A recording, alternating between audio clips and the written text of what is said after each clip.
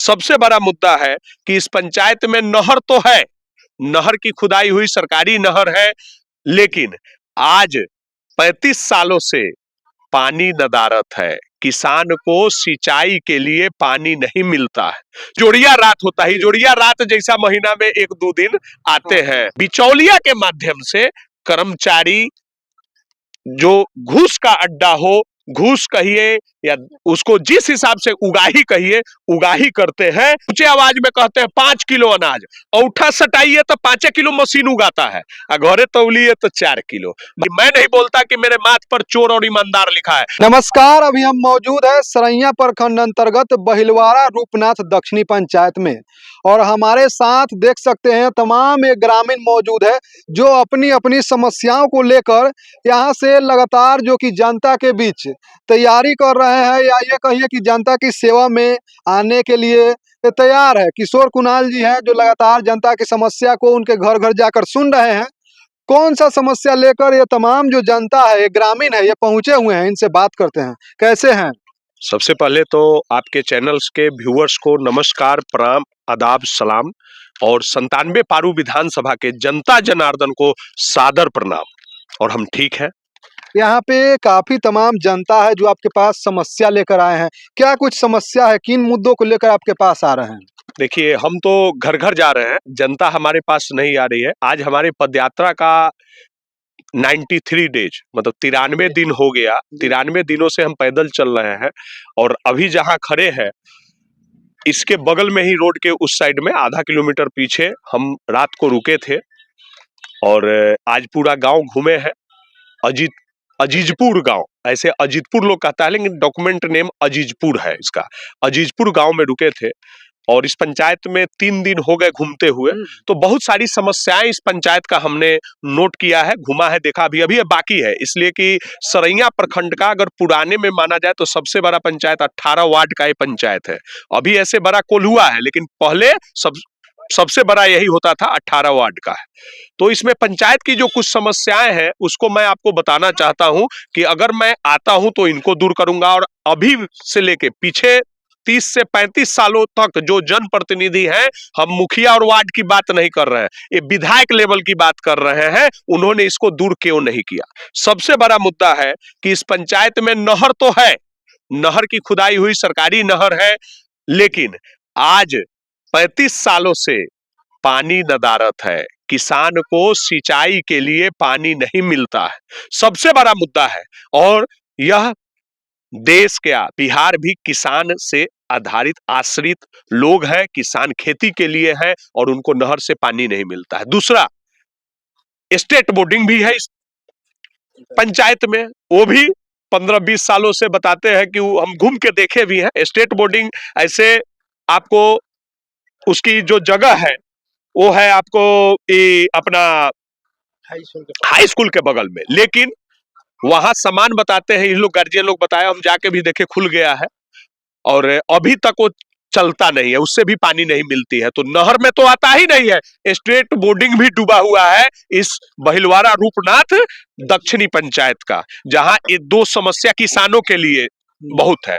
तीसरा, अगर आप बात करें तो तीसरी बड़ी समस्या है उप स्वास्थ्य केंद्र जो है अजीतपुर के नाम पर इसी पंचायत में बेलवर चौधरी टोला में बना हुआ है। और डॉक्टर साहेब जो है हमारे, ईद के चांद कहेंगे तो साल में एक बार, ईद के चांद वाले नहीं है, लेकिन वो जो अमावस्या होता है ना, महीना 15 दिन पर जो इजोड़िया रात होता है, इजोड़िया रात जैसा महीना में 1-2 दिन आते हैं। और स्वास्थ्य केंद्र सरकार ने बना दिया, बना हुआ है, लेकिन हमारे डॉक्टर साहब नदारत है। कितना के कमीशन पर नहीं आते हैं, कितना कमीशन किसको देते हैं वो हमारे प्रतिनिधि जाने। और अगर इस समस्याओं का समाधान नहीं होता है तो इसकी आवाज बुलंद की जाएगी। यहाँ सरकार उनको तनख्वाह अपने इस स्वास्थ्य केंद्र में वो पोस्टेड है, यहाँ बैठते नहीं है, सिर्फ महीना में 1 से 2 दिन आते हैं। तो अगर आपके वीडियो के माध्यम से कहना चाहता हूं, उनके कानों तक अगर आवाज जा रही हो तो उनको जू रेंगना चाहिए कि भैया आप समझ जाओ, संभल जाओ, नहीं तो कोई एक फौजी इस क्षेत्र में पदयात्रा के माध्यम से उजागर कर रहा है। उसके बाद समस्या है कुछ वार्डों में सैकड़ों घर है जहां वार्ड के कारण, इधर उधर के कारण पाइपलाइन आज तक नहीं बिछा, जल का नल, और न जल है न नल है न उसकी नीचे से पाइप गई हुई है। कहीं कहीं बिजली की तारों, जैसे रोड पे जब बना दिया जब लोगों ने घर को पीछे शिफ्ट किया तो लगभग 200-300 मीटर तक बिजली की समस्या है, बिजली वहां तार नहीं पहुंचा है, बांसों के सहारे लोग बिजली को लेके गए हैं। और अब आगे आइए, पंचायत में आरटीपीएस काउंटर लगभग सब पंचायतों में खुला है, लेकिन भैया अगर पंचायत में खुलेगा तो पंचायत में कर्मचारी आएगा, सब बैठेगा, सब काम होगा, तो लोग उस पे काम कराने जाएंगे। एक्चुअल जनता का मुख्यालय, पंचायत के जनता का मुख्यालय पंचायत भवन होता है, प्रखंड मुख्यालय जनता के लिए नहीं होता, वो तो पहले बना है पंचायत भवन, करोड़ों का बनता है। तो पंचायत भवन पे जनता का काम होना चाहिए। सरकार ने हर एक कर्मचारी दिया है, अरे अब जिस भी सचिव देवे किया है, इंदिरा सहायक देवे की, आरटीपीएस काउंटर भी खोला, उसका एक डाटा ऑपरेटर भी दिया है, लेकिन वहां बैठते नहीं है। बैठते इसलिए नहीं है, अधिकारी एवं कर्मचारी की मिली भगत है। वो बैठेंगे ब्लॉक में तो यहां से वहां जाएगा, तो काम के लिए दौड़ना होगा, ज्यादा दौड़ाएंगे तो ऑटोमेटिक मलवा देगा। तो बिचौलिया के माध्यम से कर्मचारी, जो घूस का अड्डा हो, घूस कहिए या उसको जिस हिसाब से उगाही कहिए, उगाही करते हैं। अब सबसे बड़ी शर्म की बात है, लोग कहता है जन्म प्रमाण पत्र, अगर जन्म प्रमाण पत्र है तो बड़ा ठीक है, खुशी की बात है, जन्म हुआ है बच्चे का, चल मिठाइया के नाम से वसूल लेते हैं।